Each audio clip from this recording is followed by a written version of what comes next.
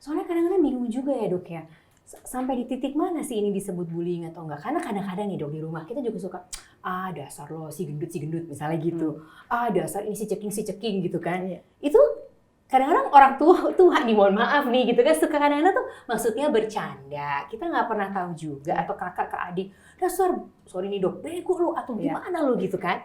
Nah berarti kan dari rumah ya Iya, gitu. itu sudah termasuk bullying. Mungkin Nah dari lo yang taraf ringan ya, tapi mungkin juga buat anak itu nggak ringan loh. Terutama kalau anak-anak yang sensitif. Terus dia sering-sering dikatakan seperti itu, ah kamu nggak mampu, kamu bego gitu. Nah itu terjadi internalisasi dalam dirinya sehingga dia akhirnya, bener ya, saya itu emang nggak bisa ya, saya tuh bego ya. Akhirnya dia nggak punya percaya diri, akhirnya dia jadi takut melakukan sesuatu. Nah itu kan efek-efek yang akan terjadi.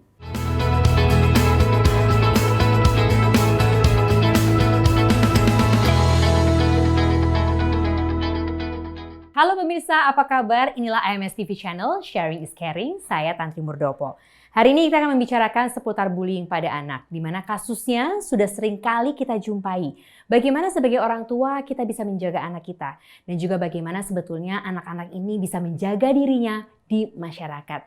Kita akan bincang-bincang bersama dengan Dr. Ferry, seorang dokter, tapi juga seorang ibu yang anak-anaknya sudah besar, jadi saya juga mau belajar sama beliau, dan juga seorang nenek dari beberapa orang cucu.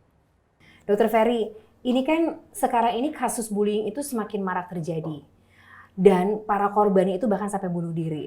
Di Banyuwangi misalnya, tiba-tiba dia gantung diri. Di Jakarta Selatan misalnya. Kalau kita runut balik ke belakangnya dok, sebetulnya ketika dibilang ini kategori bullying sama enggak nih gimana sih dok sebetulnya? Iya, memang bullying tuh lagi ngetren banget ya. Dan sebenarnya sih kalau buat saya tuh miris banget ya. Karena bullying itu kan artinya dia memperlakukan seseorang itu dengan tidak baik ya. Padahal setiap orang itu harusnya diperlakukan dengan baik. Jadi kalau bullying itu yang kebanyakan terjadi adalah dari orang yang lebih tinggi, baik usia maupun yang kedudukannya terhadap orang yang lebih minoritas. Nah bullying sendiri itu banyak macamnya ya, mulai dari yang paling ringan sampai yang berat.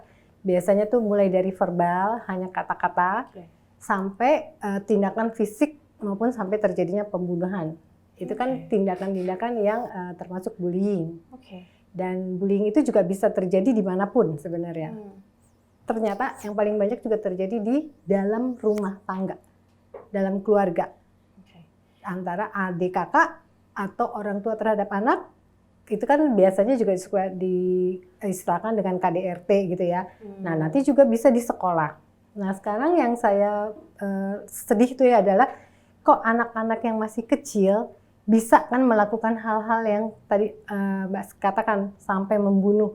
Padahal kalau kita pikir ya orang dewasa, orang mau membunuh atau mau mencelakakan seseorang itu kan pasti ada rasa takut, rasa ngeri gitu. Kalau sekarang tuh kayaknya biasa aja, malah dia bisa dengan ketawa-ketawa, divideoin. Nah itu kan berarti ada something wrong ya. Kalau dari sisi medis mungkin kalau saya bilang sih ada kelainan jiwa ya. Karena itu berat banget. Ini saya sebagai orang tua baru nih dok, saya belajar sama Dokter Ferry yang sudah menjadi ibu sudah lama, anak-anak sudah besar, sudah menjadi seorang nenek gitu ya dok. Gimana ya saya menjaga anak saya? Masalahnya kan saya, waktu bayi saya bisa jaga dia 24 jam. Dia mulai masuk TK atau sekarang ada preschool atau apapun itulah. Gak selamanya sih bisa ngeliatin dia 24 jam gitu lah dok. So, saya harus gimana ya membekali anak saya kah? Atau gimana ya sebagai orang tua ini? Justru yang paling penting adalah sebenarnya ya, sekolahan itu adalah di rumah. Dan guru yang paling utama itu adalah ibu. Sebenarnya pendidikan itu bisa dilakukan pada saat anak masih kecil. Sudah terjadi interaksi, nah itu sebenarnya udah mulai itu. Termasuk ya salah satunya ya, kalau anak kecil kan kadang-kadang kita mandiin. Nah pada saat kita mandiin itu kita bisa ngomong sama anak bahwa kamu harus jaga ini loh alat-alat yang tidak boleh disentuh oleh orang lain. Jadi itu bukan dianggap tabu, tapi juga diajarkan sedini diajarkan. mungkin. Terus mulai dibilang perbedaannya antara laki-laki dan perempuan. Sehingga kalau kita bilang bahwa yang boleh menyentuh organ-organ itu adalah orang tua atau dokter. Tapi di luar itu nggak boleh. Dan kamu bisa teriak bisa minta pertolongan atau kamu bisa ngelawan kalau ada orang yang mau melakukan hal-hal yang tidak baik itu. Jadi sedini mungkin saya ini sebagai orang tua atau mungkin pemirsa dari AMS TV Channel sebagai orang tua itu harus memberikan edukasi, mempersenjatai anak-anak kita dengan tahu persis kondisi dirinya dan bagaimana dia bisa bertahan, gitu ya dok? Betul. Dan kita kalau bisa ya kan interaksinya sering nih sama anak, kita kan tahu kebiasaan-kebiasaan mereka. Kita aware dengan tingkah laku mereka. Sehingga kalau suatu saat nih anaknya tiba-tiba berubah, nah kita cepat sadar, kenapa nih anak yang tadinya ceria, kok tiba-tiba jadi pendiam? Iya, itu banyak loh dok kasus-kasus yang baru tahu belakangan setelah berapa lama dibully gitu. Jadi ciri-ciri yang utama adalah perubahan tingkah laku. Gitu ya, perubahan tingkah laku, dia lebih diam, dia lebih... bisa menarik diri, dia nggak mau pergi ke sekolah, dia lebih ke menyendiri gitu loh. Oke. Dan ini berarti usia berapa sebetulnya dok? Sedini mungkin atau ada usia tertentu gitu atau gimana sih dok sebetulnya? Usia untuk dia dilakukan KDRT. Perundungan, atau dari usia berapa sebetulnya kita harus betul-betul aware, di usia berapa anak itu bisa terjadi perundungan. Ini kan bingung ya dok kita sebagai orang tua nih, patokannya nggak ada kan sebenarnya gitu. Itu bisa dari usia masih muda, bisa dari anak masih kecil juga bisa. Oke. Tapi ada juga beberapa orang tua yang mikir, jangan-jangan nih kalau saya harus memberikan anak saya equipment, berarti anak saya juga harus belajar kekerasan gitu. Supaya nanti kalau ada apa-apa, kita balas gitu-gitu. Sampai sejauh itu nggak sih dok? Kekerasan itu maksudnya belajar untuk bela diri. Kemudian juga, kalau misalnya nanti kamu gaplok aja, atau kamu tampar aja gitu loh dok. Kalau saya sih mungkin jangan membalas atau memperlakukan hal itu, tapi kita lebih ke perlindungan. Jadi boleh nggak apa-apa si anak itu belajar bela diri, tapi lebih ke arah perlindungan. Dan bisa kan kita bisa menjaganya dengan kata-kata dulu. Kalau dia tidak kata-kata, tidak mempan, baru kita bisa dengan sikap yang tegas. Jadi kalaupun dia melakukan kayak kekerasan lagi ya, tapi si anaknya harus ngerti dulu. Karena nanti takutnya kalau dia terus-terusan, dia pikir hal seperti itu adalah emang harus seperti itu. Jadi dia akan melakukannya dengan yang lain lagi. Soalnya kadang-kadang bingung juga ya dok ya. Sampai di titik mana sih ini disebut bullying atau enggak? Karena kadang-kadang nih dok di rumah kita juga suka, dasar lo si gendut misalnya gitu. Dasar ini si ceking gitu kan. Itu kadang-kadang orang tua nih, mohon maaf nih gitu kan, suka kadang-kadang tuh maksudnya bercanda. Kita nggak pernah tahu juga, atau kakak ke adik, dasar, sorry nih dok, bego lo atau gimana lo gitu kan. Nah, berarti kan dari rumah ya gitu. Itu sudah termasuk bullying. Mungkin dari yang taraf ringan ya, tapi mungkin juga buat anak itu nggak ringan loh. Terutama kalau anak-anak yang sensitif. Terus dia sering-sering dikatakan seperti itu, kamu nggak mampu, kamu bego gitu. Nah itu terjadi internalisasi dalam dirinya sehingga dia akhirnya, bener ya, saya itu emang nggak bisa ya, saya itu bego ya. Akhirnya dia nggak punya percaya diri, akhirnya dia jadi takut melakukan sesuatu. Nah itu kan efek-efek yang akan terjadi. Berarti pola asuh menjadi hal utama. Betul. Yang bagus seperti apa dok pola asuhnya berarti untuk menghindari bullying ini? Satu berarti kata-kata yang baik. Ya harus banyak ada di rumah gitu ya dok ya. Nah kita harus memandang anak ini sebagai apa. Dia kan titipan Tuhan. Kalau titipan Tuhan itu kan berarti kita harus menjaga dia dengan baik. Sehingga dia harus dilakukan dengan kasih sayang. Harus dengan kepedulian. Sehingga dengan kita sering berinteraksi, kita sering berdiskusi dengan mereka, itu kan akan masuk nilai-nilai norma-norma kebaikan kan. Sehingga dia pun harus bisa menjaga bahwa saya nih ciptaan Tuhan yang harus dijaga. Jadi dia juga akan punya sikap orang nggak boleh sembarangan dengan saya. Dan saya pun akan menjaga orang lain. Jadi tangki cintanya itu diisi penuh, jadi dia merasa worth it ya terhadap dirinya sendiri. Ini jadi pengingat juga untuk saya terhadap anak-anak saya. Tapi ada juga yang bilang faktor ekonomi dok. Itu juga memberikan pengaruh lebih terhadap bullying. Iya, karena mungkin orang tuanya pasti akan lebih pusing kali ya dalam kondisi dia ekonomi yang kurang. Banyak yang bilang ekonomi yang kurang itu mempengaruhi dan menambah faktor? Bisa, tapi juga banyak sekali orang-orang yang kayak melakukan hal bullying juga. Nah, itu berarti sebenarnya adalah kesadaran dari orang tua untuk melakukan pola asuh terhadap si anaknya. Jadi itu tidak signifikan mempengaruhi banyak, walau ada juga pengaruhnya. Berarti kalau misalnya anak-anak yang udah usia sekolah ini, Dok, kan anak saya juga udah mulai TK nih, Dok, ya udah deg-degan juga. Kita nggak pernah tahu loh anak TK tuh ngomongnya gimana atau apa. Tapi orang pada bilang masih TK gitu. Oke, SD, SMP, SMA sampai kuliah ada lagi lah yang kemarin gantung diri, ada lah yang kemudian sampai apa. Nah, gimana sebagai orang tua, kalau tadi pola komunikasi di rumah, pola komunikasi di sekolah gimana ya, Dok ya? Nah, kita tuh kadang-kadang bilang kan tadi anak kecil tuh nggak tahu apa-apa. Itu jangan salah. Anggapannya begitu ya, Dok ya. Masih anak bayi, masih kecil. Anak kecil itu justru dia banyak sekali sama Tuhan tuh kan kita udah dikasih instrumen kan. Pendengaran, penglihatan itu kan. Sehingga dia tuh sebenarnya udah tahu tapi dia belum bisa menganalisa. Sehingga apapun yang dia hadapin di lingkungannya itu dia serap semuanya. Cuman dia nggak bisa, oh ini baik, ini jelek, ini enggak, tapi dia copy paste. Sehingga orang yang dilakukan bullying atau KDRT pada saat kecil, nanti dia begitu menjadi orang dewasa, dia melakukan hal yang sama. Justru itu lebih bahaya ya sebetulnya. Iya, karena dia copy paste, dia kesadarannya belum ada. Tapi berarti dari kecil kita sudah bisa mengajarkan untuk melawan ketika dibully. Gitu nggak sih, Dok? Mungkin bukan melawan dalam arti kata agresif ya, tapi kita harus bisa mengatakan tidak. Harus bisa melindungi diri kita. Bukan kita yang nyerang. Jadi itu PR-nya adalah menempatkan boundaries gitu ya, Dok ya. Bisa mengatakan tidak gitu ya. PR besar juga ya itu, Dok. Nah, kalau dia di rumahnya udah tahu, dia akan ke sekolah atau kemanapun itu pada petik ya, pegangan atau ilmunya dia akan pakai terus. Nah, itu adalah sebenarnya pelindung buat dia. Kita kan nggak bisa terus-terusan jaga 24 jam loh. Oke, Dok, ini misalnya let's say perundungan itu terjadi gitu ya. So, sebagai orang tua tuh first thing first, what should I do, Dok? Apa sih yang harus dilakukan gitu? Pertama, kita menjadi orang yang melindungi dia, tidak menyalahkan dia. Jadi ketika itu terjadi langsung dirangkul dulu gitu ya. Kita peluk, kita berikan suasana nyaman, suasana tentram, supaya emosinya dia kan pasti lagi kacau, lagi tegang, lagi emosi dan segala. Nah, itu ditenangkan dulu. Sehingga dia merasakan bahwa, oh, orang tua saya adalah peri untuk dia dalam suasana dia sedang kacau ini.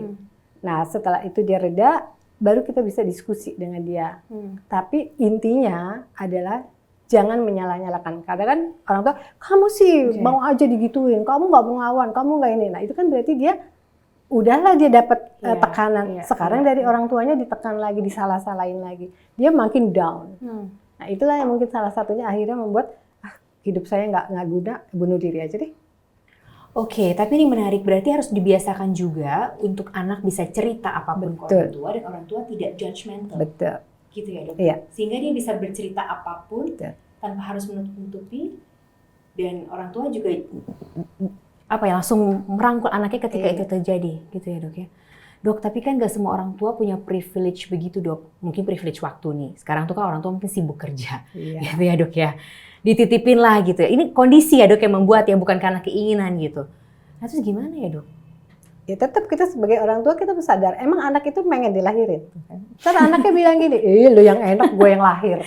Ya kan, terus kita masa bodoh sama mereka. Kan tanggung jawab kita sebagai orang tua. Artinya memang orang tua tuh harus ya, tanda petik tuh terhadap anak ada komunikasi. Jadi orang tua tuh jangan bertindak sebagai jaksa. Ya, kan biasanya kalau orang tua nih, anak pulang sekolah, gimana di sekolah? Kenapa bisa yang lain enggak? Gitu-gitu kan, akhirnya membandingkan, jaksa penuntut umum, terus menyalah-nyalakan. Terus akhirnya si anak juga males tuh cerita. Nah, tapi kalau kita membuat dia nyaman, dia akan bercerita. Sehingga kita tahu, oh temannya dia siapa, dia tadi tuh ngapain. Tapi kita nggak nanya, nggak ngorek-ngorek, dia yang bercerita. Dan tidak ada alasan bilang bahwa nggak punya waktu gitu ya, sebagai orang tua nih ya. Tidak ada alasan juga untuk bilang, kan saya sibuk kerja, kan ayahnya gini, nggak ada ya dok ya. Nggak ada. Berarti memutuskan punya anak, itu berarti juga harus punya waktu lebih dan luang untuk anaknya. Nanti kan gini, kalau anaknya bilang, saya kerja 24 jam lah demi anak, gitu kan, dari pagi udah kerja pulang, anak udah tidur gitu kan. Terus anak bilang gini, gue nggak ngerasa disayang. Orang tua berbusa nih ngomong, gue sayang, gue cinta sama anak-anak. Anaknya bilang nggak tahu, nggak rasa. Iya. Mati aja kita jadi orang tua digituin. Iya. Sedih kan? Iya. Anak merasa ngapain saya ada di dunia ini gitu ya. Iya. Okay. Jadi deg-degan sih. Tapi semoga yang nonton AMS TV channel bisa berefleksi ya dok dari apa yang kita obrolkan hari ini. Nah yang menarik adalah kalau ada korban, berarti ada yang melakukan kan dok, ada pelakunya. Yang kebanyakan juga ternyata anak-anak seumuran ataupun lebih dewasa. Nah munculnya para pelaku bullying ini sebenarnya gimana sih dok? Menarik kan kalau kita tuh selalu fokusnya kan ke korbannya gitu loh. Nah pelakunya ini kan juga sebenarnya anak-anak juga kan gitu. Pelakunya itu biasanya adalah korban juga. Menarik ini dok. Karena dia menjadi korban terutama ya di rumah. Kebiasaan. Iya, suasana perilaku yang dia dapatkan di rumah, terus dia nggak bisa apa-apa di rumah. Begitu dia keluar, dia lihat sasaran orang yang tadi saya bilang lebih kecil, lebih minoritas, lebih rendah. Nah itu kan sasaran dia. Jadi kalau ada anak yang pendiam, itu kan biasanya dikerjain kan. Oke. Dan anak-anak ini yang si pelaku itu mengekspresikan dirinya bahwa gue bisa nih. Tapi dia nggak bisa di rumah. Nah di luar lah dia melakukan itu. Terus udah juga kayak gue keren nih kalau bisa jahat sama orang atau bisa mukul orang. Itu kan hal-hal yang sebenarnya tumpukan dari dalam yang dia keluarin di tempat lain yang dia nggak berani di rumah. Oke. Tapi orang tua tuh berarti punya kewajiban dong dok sebetulnya untuk memonitor anaknya, memberi hukuman anaknya kalau anak itu ternyata pelakunya. Sampai sejauh itu nggak dok? Atau orang tua menyerahkan aja pihak sekolah. Ini orang lain bukan kami gitu. Gimana sebenarnya perilaku anak itu adalah cerminan dari orang tuanya. Nah, anak begitu melakukan hal seperti itu kan dia contohnya dari mana? Iya. Pertama dari rumah, kemudian baru dari lingkungan. Nah, yang paling gampang diserap kan dari rumah, dari kecil loh itu. Proses dia menjadi seperti itu, melakukan hal-hal yang seperti itu juga nggak tiba-tiba. Pasti dia dari kecil, terus-terusan. Oke. Tapi berarti ini apa dok? Menjadi orang tua, baik itu sebutannya adalah korban bullying atau punya anak yang menjadi pelaku bullying. Titiknya di mana nih dok sebenarnya alertnya buat para orang tua nih dok? Ya orang tua mesti sadar bahwa kita sebagai orang tua itu tugasnya tuh berat, ya kan? Karena kita dititipkan anak itu oleh Tuhan yang harus kita jaga, sehingga kita memperlakukan mereka tuh harus dengan kasih sayang. Kalaupun si anak melakukan kesalahan, kita mesti kayak introspeksi, kenapa ya dia melakukan itu? Kita lihat lagi ke diri kita, karena apapun yang dilakukan anak itu adalah cerminan kita. Ya. Kan kalau saya prinsipnya nggak ada prajurit yang salah. Yang salah selalu jenderalnya. Jadi nggak ada anak-anak yang salah tuh selalu orang tuanya.